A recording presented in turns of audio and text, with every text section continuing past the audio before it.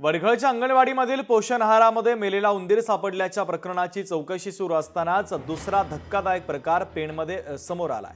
पेणमधील शाळांना मध्यान्ह भोजन बनवण्यासाठी ज्या वस्तू पुरवण्यात आल्यात त्या वस्तूंमधील काही साहित्य मुदतबाह्य असल्याचं आता समोर आलंय। या प्रकरणी सामाजिक कार्यकर्ते हरीश बेकावडे यांनी या ठिकाणी भेट देऊन माहिती घेतली आणि तीव्र संताप व्यक्त केलाय। पुरवठा ठेकेदारावर कारवाई करावी अशी मागणी यावेळेस करण्यात आली आहे। मटकी खराब येते, कडधान्य खराब येतात, मुलांना अक्षरशः सडलेले धान्य दिलेलं जातं। या जबाबदार कोण?